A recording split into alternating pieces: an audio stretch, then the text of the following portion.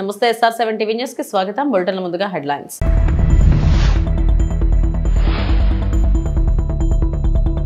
Inter ప్రభుత్వ merit విద్యార్థులకు మంత్రి లోకేష్ అభినందనలు.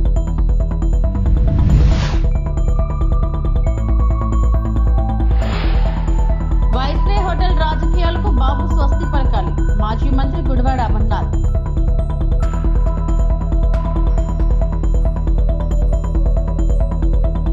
తిరుమల తిరుపతి దేవస్థానంపై అనుచిత వ్యాఖ్యలు చేసిన కరుణాకర్ రెడ్డిపై చర్యలు తీసుకోవాలంటూ బీజేపీ డిమాండ్. అమరావతి సచివాలయంలో ముఖ్యమంత్రి చంద్రబాబు నాయుడు ఆధ్వర్యంలో 16వ ఆర్థిక సంఘం ప్రతినిధులతో జరిగిన సమావేశంలో పాల్గొనడం జరిగింది.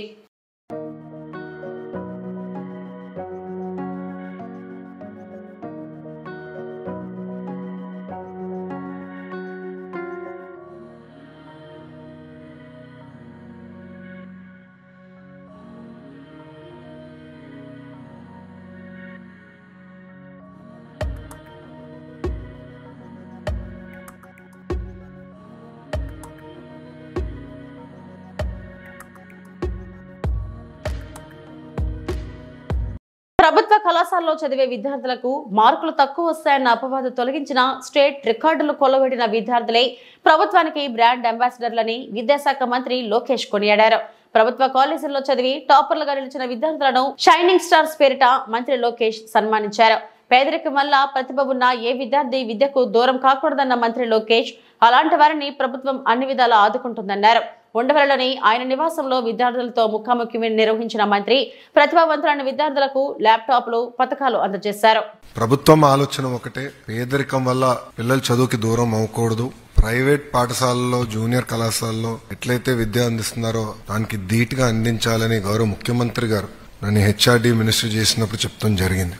సెక్రటేరియట్ లో కూర్చుని మేము అనేక నిర్ణయాలు తీసుకుంటాం, కానీ ఆ నిర్ణయాలు అమలు చేసేటప్పుడు మేము అందరం ఫీల్డ్కి వెళ్తాం. దాంట్లో ఒక నిర్ణయం గవర్నమెంట్ జూనియర్ కళాశాలలో మధ్యాహ్న భోజనం పథకం. నా ఆలోచన ఏంటంటే గతంలో పెట్టాం, మధ్యలో తీయేస్తారు, మళ్ళీ తీసుకురావాలి, అట్లనే నేను ఆలోచించా. కానీ నేను ఎప్పుడైతే పాయకాపురంకి వెళ్ళి చెల్లితో కూర్చుని మాడుతూ ఉన్నాను, ఆమెతో భోంచేస్తూ మాడినప్పుడు ఆమె చెప్పింది, నాకు అమ్మ నాన్న లేరు, మా అమ్మమ్మ నన్ను గత 10 సంవత్సరాలుగా చేపలు అమ్మి చదివిస్తుంది. మీరు ఇచ్చిన భోజనం వల్ల ఈరోజు మా అమ్మమ్మ పైన భారం తగ్గిందని చెప్తాం జరిగింది.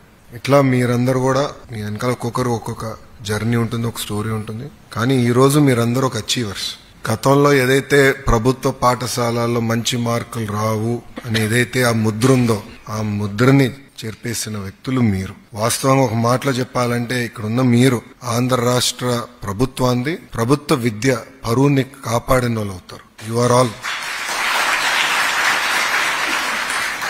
You are all our brand ambassadors today. నేను ఎప్పుడు నవ్వుతా అంట, ప్రైవేట్ పాఠశాలలు అందరూ రిజల్ట్స్ వచ్చిన తర్వాత యాడ్లు ఇస్తారు, 1, 2, 2, 3, 3 అని. ప్రభుత్వం కూడా మేము ఇవ్వాలి నెక్స్ట్ ఇయర్ నుంచి. అది నా డైరెక్షన్. పోటీ పడాలి, పోటీ ఉంటేనే పిల్లలు బాగుపడతారనేది నా ఆలోచన. వాస్తవంగా నేను కూడా 9th వరకు ఆడుతూ పాడుతూ చదివినండి. ఎక్కువ క్రికెట్ పిచ్చి ఉండేది. అప్పుడు ఇంట్లో తల్లికి అర్థమైంది, అమ్మకి అర్థమైంది వీడు దారి తప్పినట్టున్నాడని 10th లో రుద్దేశారు. అదైన తర్వాత బాబు గారికి అర్థమైంది వీడు 11th 12th సరిగ్గా చదవకపోతే ఇంకా ప్రమాదం అని. సో నేను కూడా రుద్దుడు బ్యాచ్ ప్రోడక్ట్ ని. కానీ నేను అందరికి చెప్తా, వాస్తవంగా చెప్పాలంటే అది నా జీవితం మార్చేశాను. దాని తర్వాత నేను కార్నిగ్ మెల్లన్కి వెళ్ళాను, అక్కడ నేను చదువుకున్నాను. దాని తర్వాత వరల్డ్ బ్యాంక్ లో 2 సంవత్సరాలు పనిచేశాను. మళ్ళీ స్టాన్ఫర్డ్కి వెళ్ళి MBA చేశాను. అంటే ఆ 3 సంవత్సరాలు చాలా కీలకమైన 3 సంవత్సరాలు మన జీవితాలు. మన సక్సెస్ అంటే పిల్లల సక్సెస్ వెనకాల ఉంది తల్లిదండ్రులు. వాళ్ళ అనేక త్యాగాలు చేస్తున్నారు మన కోసం. అది మనందరం గుర్తు పెట్టుకోవాల్సిన అవసరం ఉంది. ఏపీ కూటమి సర్కార్ కుట్రలపై వైఎస్ఆర్సీపీ నేతలు ఆగ్రహం వ్యక్తం చేశారు. జీవీఎంసీలో బలం లేకపోయినా అవిశ్వాస తీర్మానాన్ని కూటమి నేతలు పెట్టారని ఆరోపించారు. ఈ క్రమంలో విశాఖ మేయర్ పై పెట్టిన అవిశ్వాసం వీగిపోతుందని చెప్పారు. మాజీ మంత్రి గుడివాడ అమర్నాథ్ విశాఖలో మీడియాతో మాట్లాడుతూ, జీవీఎంసీలో బలం లేకపోయినా అవిశ్వాస తీర్మానాన్ని కూటమి నేతలు పెట్టారు. బీసీ మహిళను మేయర్ పీఠం నుంచి దించే ప్రయత్నం చేస్తున్నారు. వైఎస్ఆర్సీపీ కార్పొరేటర్లపై గత నెల రోజుల నుంచి బెదిరింపులు, దౌర్జన్యాలకు పాల్పడుతున్నారు. వైఎస్ఆర్సీపీ కార్పొరేటర్లకు విప్ జారీ చేస్తున్నాం. 19వ తేదీన జరిగే అవిశ్వాస తీర్మానంలో పాల్గొనకూడదని విప్ జారీ చేస్తాం. అవిశ్వాస తీర్మానం వీగిపోయేందుకు సరిపడ బలం మాకు ఉంది. వైఎస్ఆర్ హోటల్లో రాజకీయాలకు చంద్రబాబు స్వస్తి పలకాలని అన్నారు. మరో 11 నెలల పాటు ఉన్నటువంటి పదవీ కాలాన్ని వారు చేజిక్కించుకోవాలనేటువంటి ఆలోచనతో చేస్తున్నటువంటి కుట్రలు కుతంత్రాలు మీరు అందరూ కూడా చూస్తూ ఉన్నారు. అయితే మా పార్టీకి చెందినటువంటి కార్పొరేటర్లు, మా పార్టీ గుర్తు మీద గెలిచినటువంటి కార్పొరేటర్లు దీన్ని పూర్తిగా వ్యతిరేకిస్తూ అవిశ్వాస తీర్మానం అనేటువంటిది ఎట్టి పరిస్థితుల్లో జరగడానికి వీల్లేదు, మిగిలినటువంటి పదవీ కాలం కూడా గౌరవ మేయర్గా ఉన్నటువంటి కొలగాని హరివెంకట కుమారి గారు కొనసాగాలన్నటువంటి ఒక దృఢ నిశ్చయంతో అందరూ కూడా ఉండడం జరుగుతూ ఉంది. అయితే ఏ రకంగా వారి దౌర్జన్యాలు, ఏ రకంగా బెదిరింపులు, ఏ రకంగా అన్ని రకాలైనటువంటి విధాలుగా మా పార్టీకి చెందినటువంటి కార్పొరేటర్లను బెదిరించడం, భయపెట్టడం, లేదా వాళ్ళని ఏదో రకంగా ప్రలోభ పెట్టడం మీరు గడిచినటువంటి 25 రోజులుగా చూస్తూ ఉన్నారు. అయితే రేపు 19వ తారీఖు అంటే మరో 3 రోజుల్లో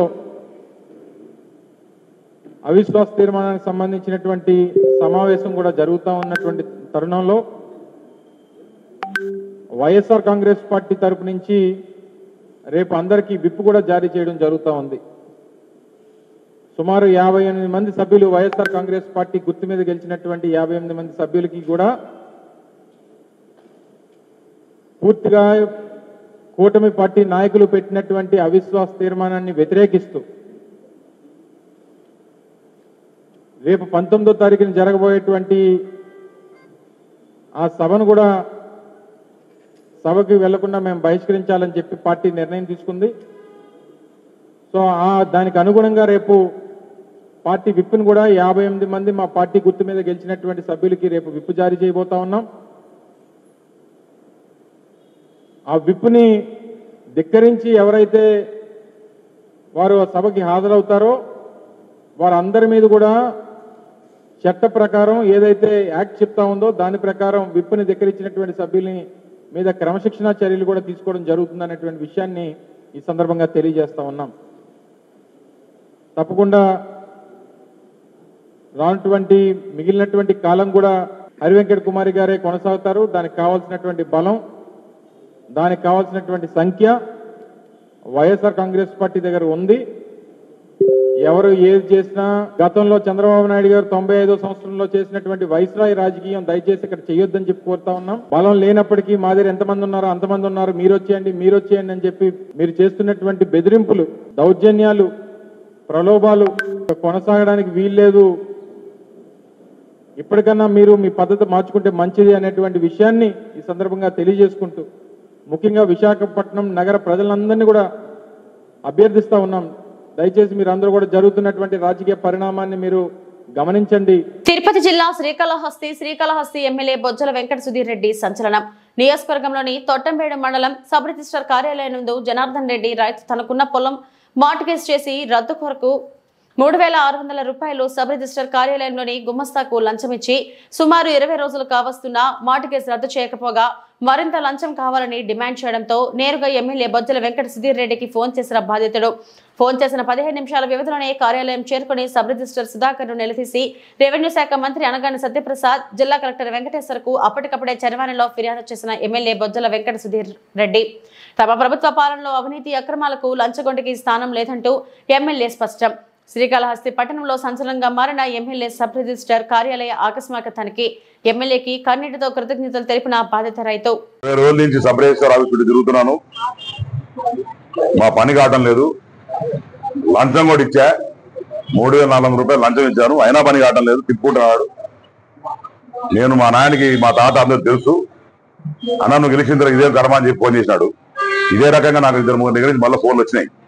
సబ్ రిజిస్టర్ ఆఫీస్ లో ఎమ్మెల్యేకి పర్సంటేజ్ ఇవ్వాలని, లేకుంటే ఇంకోటి డబ్బులు ఇవ్వాలని చెప్పి, పైన మంత్రికి డబ్బులు ఇవ్వాలని చెప్పి ఇవన్నీ డబ్బులు దొబ్బే వ్యవహారాలట. తప్పకుండా ఈ సబ్ రిజిస్టార్ మీద చర్యలు తీసుకుంటాం. అండ్ ఆల్సో ఎవరైతే ఏజెంట్స్ ఉన్నారో వాళ్ళు 100% సస్పెండ్ చేస్తాం. ఎవరిని కూడా స్పేర్ చేసేది లేదు. మేము ప్రజలను కూడా కోరేది ఒకటే, ఇన్ కేస్ ఎక్కడన్నా సరే సబ్ రిజిస్టర్ ఆఫీసర్ కానీ ఎంఆర్ఓ ఆఫీసర్ కానీ ఎక్కడ పోలీస్ స్టేషన్ కానీ డబ్బులు అడిగి పబ్లిక్ ఇబ్బంది పెడితే డైరెక్ట్ గా ఎమ్మెల్యే ఫోన్ చేయండి, నేనే స్టేషన్కి వస్తా, నేనే సబ్ రిజిస్టర్ ఆఫీస్కి వస్తా. ఎక్కడన్నా ఇబ్బంది ఉంటే ఇది పాత జగన్మోహన్ రెడ్డి ప్రభుత్వం కాదు, లంచగొండ ప్రభుత్వం కాదు, ఇది చంద్రబాబు నాయుడు ప్రభుత్వం. ఇది లోకేష్ అన్న గారి ప్రభుత్వం. తప్పకుండా ఇవన్నీ కూడా ఆనెస్టీకి మారిపోయారు చంద్రబాబు నాయుడు గారు. ఇవన్నీ కూడా మేము వైట్ కాలర్ జాబ్ చేసినట్టు నీట్ గా పని చేసుకుంటా పోతుంటే వీళ్ళు డబ్బులు లంచాలు దొబ్బే పనిలో ఉంటే వాళ్ళ వల్ల మాకు చెడ్డ పేరు వస్తాం. ఎక్కడ మేము ఎవరి దగ్గర 1 రూపాయి ఆశించకుండా చేసి ఆదకుండా మా కష్టాల్లో ఉన్నా మా అప్పుల్లో ఉన్నా సరే ఎవరి దగ్గర ఆశించకుండా కష్టపడి పనిచేస్తుంటే ఇలాంటి ఎదవల వల్ల మాకు చెడ్డ పేరు వస్తాం. తప్పకుండా మేము ఈరోజు ప్రభుత్వం తరఫున లెటర్ పెడతా ఉండా ఏదైనా సస్పెండ్ చేయమని చెప్పి. ఇక సుబ్బు అని చెప్పి ఇంకోటి ఉన్నారంట ఏజెంట్, అతను కూడా ఏజెంట్ లోపలేమన్నాడికి ఏజెంట్ కి అది కూడా ఇప్పుడే ఎంక్వైరీ డెఫినెట్ గా ఇతని మీద చర్యలు ఉంటాయి. ఇంకటి నుంచి నేను యాజ్ ఎమ్మెల్యే చెప్తా ఉన్నాను, అంతమంది నన్ను ఎన్నుకున్నారు. ఎక్కడైనా సరే లంచగొండి కార్యక్రమం కానీ కామన్ పబ్లిక్ ఇబ్బంది పడితే డెఫినెట్ గా మీకు టోల్ ఫ్రీ నెంబర్స్ ఇచ్చున్నాం, లేదా నాకు డైరెక్ట్ గా ఫోన్ చేయండి. We will take action against whom so ever, ఎవరన్నా కావచ్చు, ఎంత పెద్ద కావచ్చు, డెఫినెట్ గా అతని మీద యాక్షన్ ఉంటుంది. ఇది తెలియజేసుకుంటూ ఇది కాలాస్త్రం జరిగింది. నేను డైరెక్ట్ గా వచ్చిన ఇదే రకంగా అందరు ఎమ్మెల్యేస్ కొడతా ఉండా. ఎక్కడైనా సరే సబ్ రిజిస్టార్లు కానీ ఎక్కడ ఇబ్బంది పడేటంటే డైరెక్ట్ గా ఎమ్మెల్యేలు పోవాలా, వాళ్ళ మీద చర్యలు తీసుకోవాలా, వాళ్ళ మీద యాక్షన్ తీసుకోవాలని చెప్పి నేను అందరినీ కోరుకుంటూ టీటీడీ ఆధ్వర్యంలో నిర్వహించబడుతున్న శ్రీ వెంకటేశ్వర గోమందిరంలో గోమాతలను అక్కడి వైద్యులు గో సంరక్షకులు కాపాడుతున్నారు. గోవులకు ఏ చిన్న సమస్య వచ్చినా వాటి ఆరోగ్యాన్ని రోజుకు 14 షిఫ్టుల్లో వైద్యులు పర్యవేక్షిస్తున్నారు. వైద్యుల సూచనల మేరకు గోశాలలో పారిశుద్ధ నిర్వహణ, గోవులకు నాణ్యమైన మేత, దానా, నీళ్లు అందిస్తున్నారు.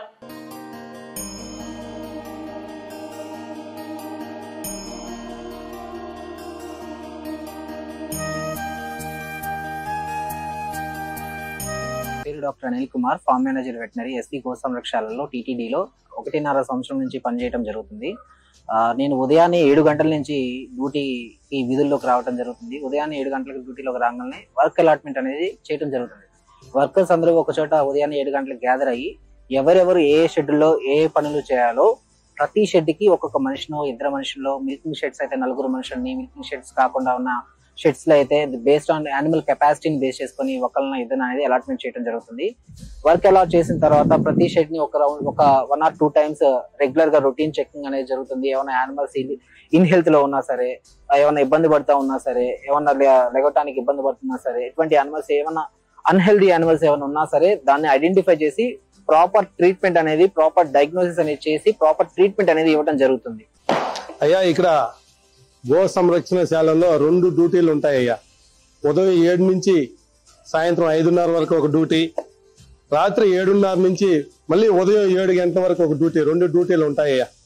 ఇది కాకుండా 3వ డ్యూటీ పాలు పిండే వాళ్ళు కూడా ఒక డ్యూటీ ఉందయ్యా.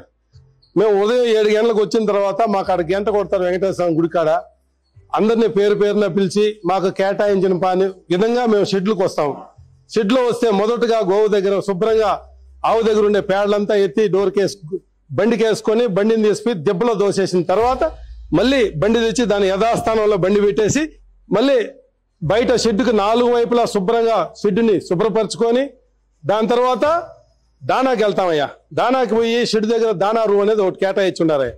అక్కడికి పోయి దానా తీసుకొని వాళ్ళకి కేటాయించిన షెడ్ల దగ్గర దించుకుంటాం. దించుకున్న తర్వాత మాకు నీళ్ళు వచ్చే టైం అవుతుంది. నీళ్ళు వచ్చిన టైంలో శుభ్రంగా మొదట శుభ్రంగా షెడ్ను కడుక్కొని, ఈ ఎండాకాలంలో ఆవుకు 2 పూట్ల ఉదయం 9 గంటలకి ఆవు పైన నీళ్లు చల్లుతాము, మళ్ళీ మధ్యాహ్నం 11 గంటలకి నీళ్ళతో శుభ్రంగా ఆవుని కడుగుతాం. ఎందుకంటే ఎండ వేడి ఎక్కువ ఉంది కాబట్టి గోవుని కాపాడుకుందాం అనే ఒక దీంతో మా పై అధికారులు డాక్టర్లు గారి సూచనల మేరకు వాళ్ళు చెప్పిన దాన్ని బట్టి మేము ఆ విధంగా చేస్తా ఉంటామయ్యా. దానా తీసుకొచ్చి ఆవులకి కేటాయించిన ప్రకారం ఎంతెంత పోయాలో ఆ విధంగా డాక్టర్లు చెప్పిన సూచనల ప్రకారం ఆవులకి అన్నిటికీ దానా పోసి మళ్ళీ దానికి నీళ్లు పెడతాం. నీళ్లు పెట్టి మధ్యాహ్నం 12 గంటల వరకు అయిన తర్వాత భోజనానికి వెళ్ళిపోతాం. మళ్ళీ మస్టర్కి వస్తాం. పేరున పిలిచి డాక్టర్ గారు మళ్ళీ పనిని కేటాయిస్తారు. ఉదయం ఏ షెడ్ అయితే చేస్తానో అదే షెడ్కి మళ్ళీ మమ్మల్ని పంపిస్తారు. మళ్ళీ మేము షెడ్ దగ్గరకు వచ్చి మొదట్లో విడుతున్న తెల్లారులాగానే శుభ్రంగా ఆవు వేసినటువంటి పేడంతా బండికి వేసుకొని దాన్ని దెబ్బకు తోలిన తర్వాత మళ్ళీ నీళ్లు వస్తూ ఉంటాయి. షెడ్డును పూర్తిగా కడిగి ఆవుని శుభ్రంగా నీళ్లతో కడిగిన తర్వాత మళ్ళీ దానికి ఎండుగడ్డి వేస్తాం. ఒక్కోసారి పచ్చిగడ్డి ఎక్కువ ఉండిందంటే పచ్చిగడ్డిని చాప్ కట్టర్లో మిషన్ లో కట్ చేసి షెడ్లు వారీగా వారీగా డాక్టర్లు ఎన్ని కిలోలు దింపాలో దాని ప్రకారం వాళ్ళు సూచన ప్రకారం వాళ్ళు దించిన దాన్ని మళ్ళీ షెడ్లకి ఆవుకి కొద్దిగా కేటాయించి దాన్ని పోసిన తర్వాత మాకు ఆ విధంగా చేసుకుంటా సాయంకాలం 5:30కి మళ్ళీ మేము మా ఇళ్ళకి మేము బయలుదేరుతామండి. సాయంత్రం 5:30 పైన నైట్ డ్యూటీ అనే షిఫ్ట్ అనేది ఉంది. వాళ్ళు పగుళ్ళు అయితే మేము ఏదైతే చేస్తామో నైట్ కూడా అదే ప్రకారం వాళ్ళు చేసి ఉదయం కూడా మళ్ళీ నీళ్ళు వస్తాయి. శుభ్రంగా షెడ్ని కడుక్కొని ఆవుని కడిగి ఆ తెల్లవారితో డ్యూటీ వచ్చే లోపల ఆవుని కడిగి ఆవుకి గడ్డేసి 5:30 పైన దాన్ని కూడా మళ్ళీ కొంచెం ఆవు తిరిగితే బాగుంటుందని ఇక్కడ పెడాకులు ఉంటాయి. ఆ పెడాకులకి ఆవులు తోలేసి మళ్ళీ డాక్టర్లు వచ్చిన తర్వాత వాళ్ళకి హ్యాండ్ ఓవర్ చేసేసి మళ్ళీ నైట్ డ్యూటీ వాడు ఇంటికి వెళ్తాడని ఇది ప్రతినిత్యం జరిగేది. ఆ విధంగా ప్రతినిత్యం గోవుని కన్న బిడ్డల కన్నా మిన్నగా చూసుకుంటూ ఈ సమస్యను నమ్ముకొని మేము మా కుటుంబాలు బతుకుతున్నాయి. మై నేమ్ ఈస్ డాక్టర్ భువన. నేను ఇక్కడ టీటీడీ గోశాలలో లాస్ట్ 1 year నుంచి చేస్తున్నాను. ఇక్కడ మన గోశాలలో మనం 14 breeds మెయింటైన్ చేయడం జరుగుతూ ఉంది. దేశవాళీ ఆవుల్ని మాత్రమే మనం ఇక్కడ మెయింటైన్ చేసి వాటి పాలు మాత్రమే మనం అభిషేకంకి దేవుడికి పంపించడం జరుగుతూ ఉంది. ఎవ్రీడే కూడా మనం షెడ్స్ అన్ని తిరిగి ఏమైనా యానిమల్స్ కి ఇబ్బందిగా ఉంటే మనం వాటిని సపరేట్ చేసి వాటికి ట్రీట్మెంట్ అయితే ఇవ్వడం జరుగుతూ ఉంది. శాంపుల్స్ కూడా మనం వెటనరీ కాలేజ్ కి మనం పంపించి స్టేట్ లెవెల్ డయాగ్నోస్టిక్ ల్యాబొరేటరీకి మనం శాంపుల్స్ అనేది పంపించి వాళ్ళ నుంచి శాంపుల్ రిపోర్ట్ అనేది తీసుకొని దాని ద్వారానే మనం ట్రీట్మెంట్ అనేది జరుగుతూ ఉంది. ఒకవేళ ఇక్కడ కుదరడం కాకపోతే మనం కాలేజ్ కి కూడా యానిమల్ అనేది షిఫ్ట్ చేసి అక్కడ ట్రీట్మెంట్ చేయడం జరుగుతుంది. పార్టీ మారుతున్నట్లు జరుగుతున్న ప్రచారంపై కాంగ్రెస్ ఎమ్మెల్సీ సీనియర్ నేత జీవన్ రెడ్డి స్పందించారు. అవన్నీ ఊహాగానాలేనని కొట్టిపారేశారు. జిల్లాలో దశాబ్ద కాలం ఒంటరిగా పోరాటం చేశానన్నారు. కాంగ్రెస్ అంటే జీవన్ రెడ్డి అనే విధంగా పార్టీ బలోపేతానికి కృషి చేస్తారని చెప్పారు. రాజగోపాల్ రెడ్డి గారు కానీ ప్రేమ్ సాగర్ రావు గారు కానీ వారికి ఉన్నటువంటి ఒక పరిస్థితుల్లో వారు పదవులు ఆకాంక్షించవచ్చు. అది పెద్ద ప్రేమ్ సాగర్ రావు గారు senior most Congress politician. Rajagopal Reddy గారు కూడా ఏదైతుందో పదవి ఆశించడం అనేది మనం దాన్ని భిన్నంగా తప్పుగా భావించడం వీల్లేదు. ఎవరే కానీ చెప్పంటారు. నా గురించి ఏదో మీరు అడిగితే నాకు ఆశ్చర్యం కలుగుతుందా? ఇవాళ మొత్తం తెలంగాణ రాష్ట్రంలో ఆయన సీనియర్ మోస్ట్. తెలంగాణ రాష్ట్రం వచ్చి నాకంటే సీనియర్ ఎవరైనా ఉన్నారు అని చెప్పంటే వి హనుమంతరావు గారు ఒకరు ఉండొచ్చునే. నాకంటే సీనియర్ ఎవరైనా ఉన్నారు అని చెప్పంటే కేవలం వి హనుమంతరావు గారు ఒకరు ఉండొచ్చు అనుకుంటూ వారు ఒకరు ఉన్నారు, ఉండొచ్చు కాదు ఉన్నారు వి హనుమంతరావు గారు. ఇవాళ జానారెడ్డి ఈజ్ ఆల్సో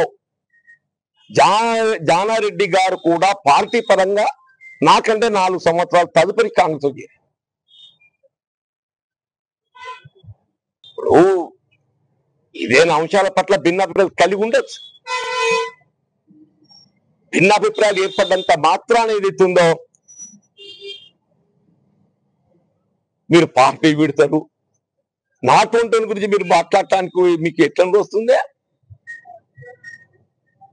4 దశాబ్దాలకు వెళ్ళి ఏదైతుందో నేనే కాంగ్రెస్ నేను అనే విధంగా మీకు 1996 అప్పుడు ఉమ్మడి రాష్ట్రంలో 294 స్థానాలలో Congress was with only 24 seats. I won with 54,000 majority.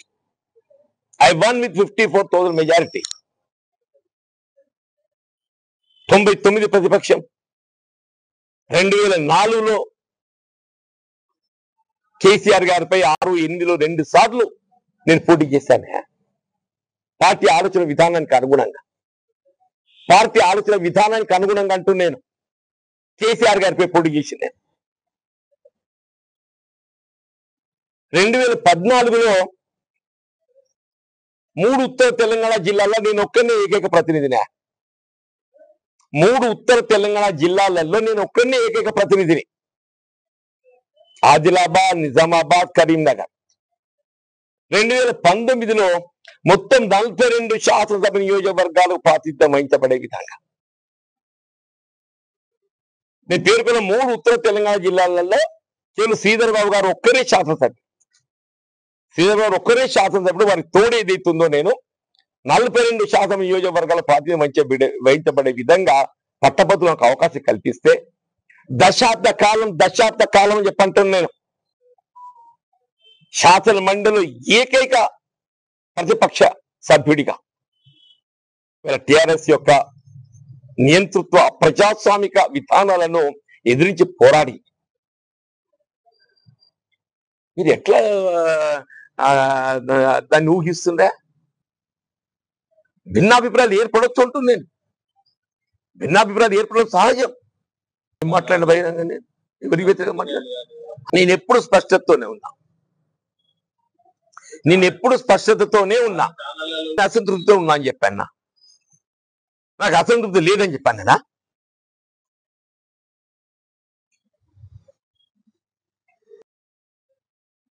నా సీనియారిటీ దగ్గర గౌరవాన్ని పొందలేని పరిస్థితులలో డెఫినెట్లీ నాకు అసంతృప్తి ఉంటుంది.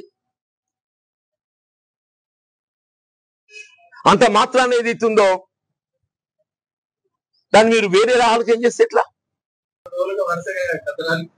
అప్పుడు కూడా నేను అప్పుడు వ్యక్తం చేసి ఇదే వ్యక్తం చేసి ఇప్పుడు వ్యక్తం చేసి నేను పార్టీలో నా స్థానం ఏంటి, నా సీనియారిటీ ఏందో నేను వ్యక్తం చేసింది కూడా అదే వ్యక్తం చేసింది. నేను ఇవాళ కూడా చెప్తున్నా పార్టీలో నా స్థానం ఏంటి, నా సీనియారిటీ ఏంటి అనేది.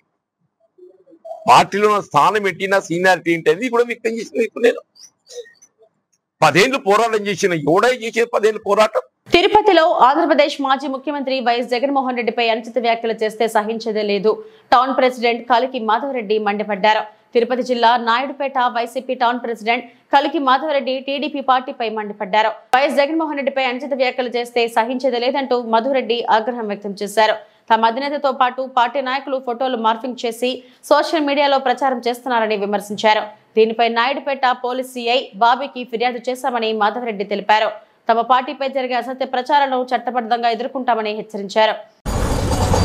నాయుడుపేట పోలీస్ స్టేషన్లో మా అధినేత అయిన వైఎస్ జగన్మోహన్ రెడ్డి గారి గురించి, అదేవిధంగా విడుదల రజనీ గురించి, అదేవిధంగా ఆర్కే రోజా గారి గురించి ఇవన్నీ కూడా అనుచిత వ్యాఖ్యలతో కూడా మార్ఫింగ్ చేసి ఫోటోలన్నీ కూడా రకరకాలుగా కూడా ఐటీడీపీ వాళ్ళ ద్వారా కూడా ఈరోజు అన్ని విధంగా వస్తుందనేసి మాకు ఒక అనుమానంతో ఈరోజు మనం అందరం కలిసికట్టుగా కూడా మా వాళ్ళు ఈరోజు జగన్మోహన్ రెడ్డి గారి ఆదేశాల మేరకు ఎట్టి పరిస్థితుల్లో కూడా ఎక్కడా కూడా రెచ్చిపోకుండా ఎక్కడా కూడా చట్టానికి గౌరవిస్తూ ప్రతి దాంట్లో కూడా మేము అనేక సందర్భాల్లో కూడా ఇటువంటి స్టేషన్కి వచ్చి వాళ్ళ మీద తగు చర్యలు తీసుకొని తప్పకుండా కూడా న్యాయం చేస్తారని ఈరోజు మా నాయుడుపేట స్టేషన్లో ఈ యొక్క అర్జీ ఇవ్వడం జరిగింది.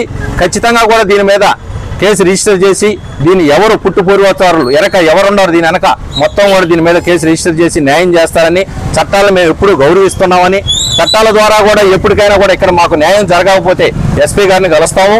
అదేవిధంగా కూడా అక్కడ కూడా మాకు తగు న్యాయం జరగకపోతే కోర్టు ద్వారా కూడా మేము అన్ని విధాలుగా కూడా తగు చర్యలు తీసుకునేటట్టుగా ఖచ్చితంగా మా పార్టీ తరఫున వైఎస్ఆర్సీపీ తరఫున ఖచ్చితంగా జగన్మోహన్ రెడ్డి గారి మీద ఎలాంటి చిన్న అనుచిత వ్యాఖ్యలు చేసినా కూడా ఖచ్చితంగా మేము అందరం కూడా స్పందిస్తామని నాయుడుపేట పట్టణ అందరూ స్థాయిలో ఉండేటి అందరం కూడా ఖచ్చితంగా కూడా మేము దీనికి ఇంకొకసారి కూడా మళ్ళీ కూడా మేము ఎస్పీ గారిని కలిసేదానికి కూడా అవకాశం ఉంది, కలుస్తామని కూడా తెలియజేస్తాం.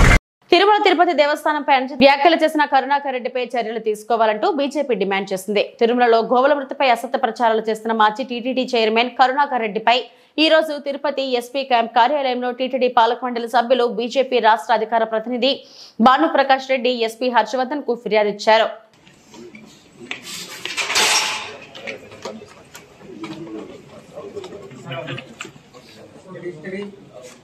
కూడా బక్క కనబడతాయేమో, మీకు వచ్చినటువంటి ఇన్ఫర్మేషన్ ఎవరు ఇచ్చారో అవన్నీ తప్పుడు ఇన్ఫర్మేషన్. ఏదైనా ఇన్ఫర్మేషన్ వస్తే మాకు కూడా ఇన్ఫర్మేషన్ వస్తుంది, దాన్ని మేము జాగ్రత్తగా పరిశీలించి దాన్ని ప్రజల ముందుకు పత్రికా ముందుకు వస్తాం. గతంలో మేము కూడా మీరు ధర్మకర్తల మండలి అధ్యక్షుడు ఉన్నప్పుడు కానీ 2019 నుంచి 24 వరకు మేము కూడా అనేక సందర్భాల్లో తిరుమల తిరుపతి దేవస్థానాల్లో జరిగినటువంటి అవినీతి అక్రమాల మీద పోరాటం చేసినటువంటి వ్యక్తులు. కానీ ఆధారాలతో చేశాము, పూర్తి ఆధారాలతో చేశాము. మీ ప్రభుత్వం టీటీడీ సంయుక్తంగా తీసుకునే నిర్ణయాల మీద హైకోర్టుకు పోతే ధర్మమే గెలిచింది.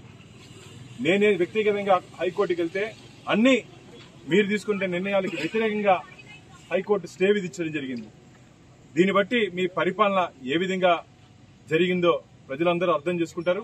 ఈరోజు కరుణాకర్ రెడ్డి గారి మీద కేసు నమోదు చేయాలని చెప్పి ధర్మకర్తల మండలి సభ్యుడిగా ఈరోజు తిరుపతి ఎస్పీ గారిని మా భారతీయ జనతా పార్టీ బృందంతో లీగల్ టీంతో మేము కలవడం జరిగింది.